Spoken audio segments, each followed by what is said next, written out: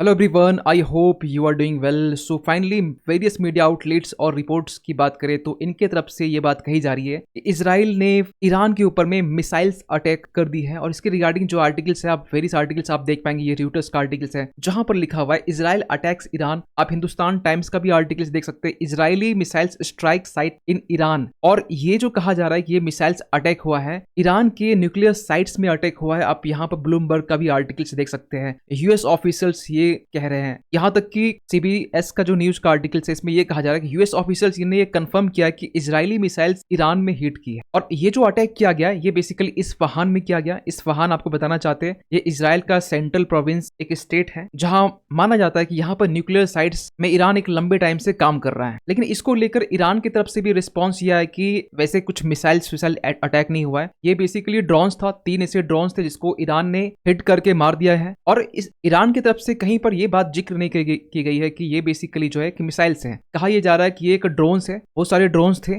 कुछ sound create हो रही थी, इस तरह की बातें तो निकल के आ रही है। इस बात में सच्चाई है, लेकिन जो मिसाइल्स अटैक हुआ है इस बात पे सच्चाई कितना है कितना नहीं है इसको लेकर अपने साइड से हम कंफर्म नहीं कर पाएंगे। लेकिन हाँ, ड्रोन्स अटैक हुए हैं और इस बात की जो पुष्टि है ईरानियन ऑफिशियल्स की तरफ से भी की गई कि हाँ ड्रोन्स थे, इसको मार गिराया गया। और साफ साफ यहाँ पर कहा जा रहा है कि ईरान की तरफ से जो रिपोर्ट्स निकल के आ रही है कि जो इजराइल का अटैक माना जा रहा है, अब वो कैसे अटैक किए, किस तरीके से अटैक किए, डिटेल्स अभी यहाँ बिल्कुल पूरी तरीके से नहीं है। लेकिन हाँ, ये कहा जा रहा है ईरान की तरफ से कि ईरान का जो न्यूक्लियर फैसिलिटीज है ये कंप्लीटली सिक्योर है। अभी इसको लेकर जो बातें, जो रिपोर्ट्स निकल के आ रही थी कि रिपोर्ट मिसाइल्स अटैक हुआ है ईरान के न्यूक्लियर साइट्स में, फिलहाल ऐसा कुछ भी नहीं हुआ है। लेकिन एक सवाल निकलता हुआ कि इस्फहान में क्यों अटैक हुआ। देखिए, यहाँ पर एक जगह है, इस्फहान प्रोविंस में एक नाटंज एक जगह है। और आप यहाँ पर इस मैप में देख पाएंगे तो ये जो रेड पिलर आपको दिखाई दे रहा है बीच में, आप जस्ट सेंटर में देखिए, यहाँ पर ये नाटंज है जो ईरान का एक यूरेनियम इनरिचमेंट प्लांट है। और आप देखेंगे कि पूरे ईरान में तो आपको यहाँ पर इस्फहान यहाँ मिल जाएगा जो बेसिकली एक रिसर्च रिएक्टर है। और इन शॉर्ट ये भी कहा जाता है कि न्यूक्लियर साइट्स भी ईरान का यहाँ पर है, अराक भी है, फोर्दो भी है, तेहरान भी है। लेकिन जो नाटान जो जगह है, कहा यह जाता है कि ये मेन यूरेनियम इनरिचमेंट फैसिलिटी जो ईरान का है वो यहीं पर है। इसके अलावा हम बात करें ईरान का अनदर इनरिचमेंट फैसिलिटी जो यूरेनियम प्रोडक्शन के लिए फोर्दो है, जहां पर डीप अंडरग्राउंड में यूरेनियम इनरिचमेंट फैसिलिटीज खासकर ईरान में है। और कुछ मैक्सर की इमेजेस की बात करें, आपको बताना चाहते हैं मैक्सर अपने साइट से बहुत सारे इमेजेस रिलीज करता है। आप यहाँ पर देख सकते हैं मैक्सर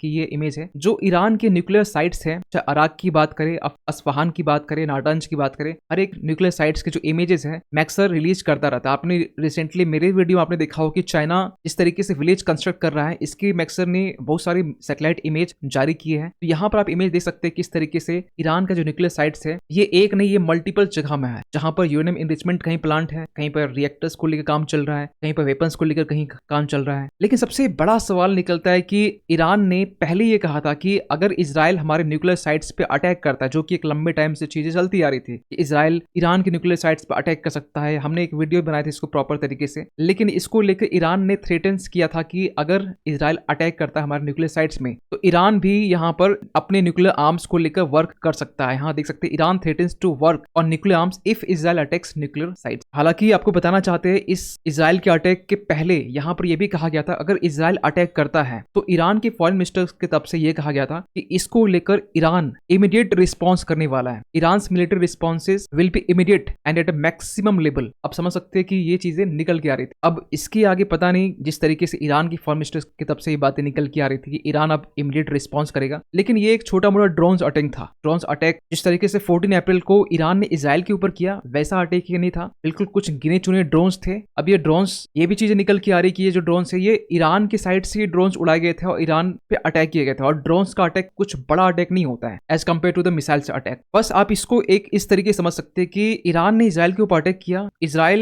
शांत बैठने वाला देश नहीं है। तो एक तसल्ली के लिए हम ये कह सकते हैं कि एक दो लोग अगर लड़ रहे होते हैं, अगर एक बड़ा है एक छोटा, एग्जाम्पल के लिए बता रहे हैं, अगर बड़े ने छोटे को मार दिया और छोटा कैपेबल नहीं है, या फिर इन शॉर्ट हम ये मान के चले कैपेबल तो यहाँ पर दोनों लोग हैं, लेकिन छोटा ये नहीं चाहता है कि जो विवाद है ज्यादा बढ़ जाए, इसको लेकर छोटा ये करेगा कि आपने हमें 2 थप्पड़ मारा, हमें आपको थोड़ा सा हमको पिंच करना है, ये आप थोड़ा पिंच कर दिया जाएगा ताकि छोटे को ये तसल्ली लगे यस हमने बदला ले लिया है। कुछ इसी तरीके का आप यहाँ जियो पॉलिटिक्स में भी समझ सकते हैं। लेकिन एक सबसे बड़ा सवाल निकलता है कि क्या ईरान के पास में सचमुच न्यूक्लियर वेपन्स है। देखिए, रिपोर्ट्स की माने यहाँ पर जब ईरान और P5+1 नेशंस के बीच में जब जब पैक्ट साइन हुआ था, JCPO पैक्ट बेसिकली 2015 के बीच ये टाइम में साइन हुआ था ट्रंप के शासनकाल में, इसमें यूरोपियन कंट्री भी थे और P5 नेशंस भी थे। इसमें बेसिकली कहा यह जा रहा था कि ईरान रिस्ट्रिक्ट करेगा अपना न्यूक्लियर जो प्रोग्राम है इसको लेकर, और इसको लेकर यह भी कहा गया था कि ईरान यूरेनियम की जो इनरिचमेंट है, जो प्रोडक्शन है, वो इसे कम कर देगा। आप देख सकते हैं जब JCPOA को लेकर एग्रीमेंट साइन हुआ, यहां से लेकर ये जो ग्राफ नीचे है, इसके बाद में जब 2018 के टाइम में जब ट्रंप बाहर निकल गए इस डील से, उसके बाद में प्रोडक्शन ये बढ़ गया। आप यहाँ पर ग्राफ देख सकते। वैसे देखा जाए तो यहाँ पर यूरोपियन यूनियन भी थे, तो 2015 के टाइम से लेकर अब तक कहा जाता है टेक्निकली यहाँ पर यूरोपियन यूनियन इस डील को कंटिन्यू कर रहे हैं, लेकिन ईरान की तरफ से ये साफ साफ चीजें निकल के आ रही है कि ईरान इस डील को अब फिर से रिवाइव नहीं करने वाला है। इसको लेकर ट्रंप ने भी ये कहा था कि हम लोग अब इस डील को लेकर कोई आगे फर्दर बात नहीं करेंगे। बराक ओबामा ने यहाँ पर ये कहा था कि ये जो डील है इससे बाहर निकलना एक सबसे बड़ा मिस्टेक, सबसे बड़ा ब्लंडर। खैर रिसेंट का ये बेसिकली आर्टिकल जब यहाँ पर यूएस ने फिर से इम्पोज सैंक्शंस किए हैं ईरान के ऊपर। मैं आपको बता दें कि ईरान के ऊपर पहले से यहाँ पर यूएस और यूएन की तरफ से 4000 से भी ज्यादा सैंक्शंस लगाए गए हैं, और यूएस ने फिर से यहाँ पर ईरान के मिसाइल्स और ड्रोन प्रोग्राम्स के ऊपर में सैंक्शंस लगाए हैं। इसमें होगा क्या, जो बाकी देश है वो ईरान को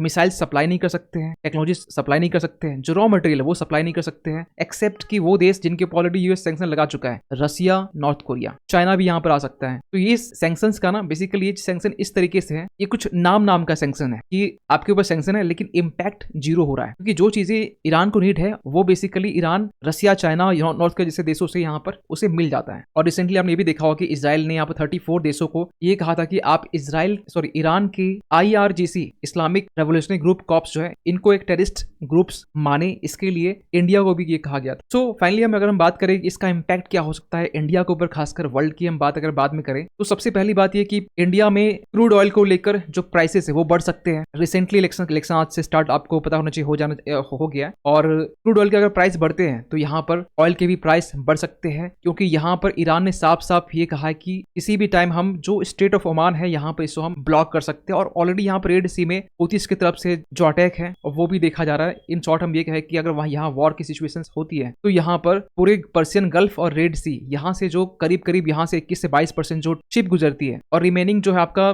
सुएज कैनल से होते हुए रेड सी से जो गुजरती है, ये टोटली ब्लॉक माना जाएगा। और उस कंडीशन में ऑयल के प्राइसेस बढ़ेंगे, लिक्विफाइड जो पेट्रोलियम गैस है इसके प्राइसेस बढ़ेंगे, अल्टीमेटली जो एसेंशियल गुड्स है इसके प्राइस भी इंडिया में बढ़ सकते हैं। यही नहीं, यहाँ पे जो स्टॉक्स, निफ्टी, सेंसेक्स, ये भी कहीं ना कहीं आपको सिंक होता हुआ दिखाई देगा। इसके रिगार्डिंग हमने पहले वीडियो बना चुके हैं, और अल्टीमेटली पूरे वर्ल्ड पर एक इम्पैक्ट हमें देखने को मिलेगा। पूरे वर्ल्ड के स्टॉक मार्केट में इवन की क्रूड ऑयल के प्राइसेस भी बढ़ेंगे, तो पूरे वर्ल्ड में कहीं ना कहीं एक इन्फ्लेशन एसेंशियल कमोडिटीज को लेकर एक खतरा बन सकता है। तो यहाँ पर इंडिया ने अपने साइड से, देखिए आज नहीं एक लंबे टाइम से कहा था, वॉर किसी चीज का सिचुएशन सॉल्यूशन हो नहीं सकता है। वॉर से, चाहे हम रशिया यूक्रेन वॉर की बात करें, इसमें नुकसान चाहे आप बड़ा देश हो चाहे छोटा देश हो, नुकसान दोनों का होता है। दोनों की इकोनॉमी आपकी कितने साल पीछे चली जाती है ये किसी को अंदाजा नहीं होता है, और इसका इम्पैक्ट ना वो देश को भी भुगतना पड़ता है जो देश इसमें इन्वॉल्व नहीं है। और कहीं ना कहीं इंडिया पे भी इम्पैक्ट, जितने भी वॉर कहीं ना कहीं रिसेंटली चल रहे हैं, इसका इम्पैक्ट पूरे वर्ल्ड के साथ में इंडिया पे भी देखा जा सकता है। तो इस पूरे इशू को लेकर आपका क्या मानना है कमेंट कीजिएगा। लेकिन जाते जाते एक क्वेश्चन आप सभी के लिए, रिसेंटली आपको बताना चाहते हैं कि रिवाइज जीडीपी ग्रोथ फोरकास्ट किया गया इंडिया के लिए 2024-25 के लिए IMF की तरफ से, इंटरनेशनल मॉनेटरी फंड की तरफ से। आपको बताना ये कितना है, 6.8%, 7.8%, 6.5%, 7.1%। ये रिसेंट की है, 2 दिन पहले की बात है। आपको बताना कितना ये फोरकास्ट किया गया, और इस पर भी अपना ओपिनियन जरूर दें। आप क्या मानते हैं इस अटैक को लेकर, और क्या वॉर एक अल्टीमेट सॉल्यूशन हो सकता है? कमेंट कीजिएगा। मिलते किसी अगली वीडियो में, तब तक के लिए थैंक यू।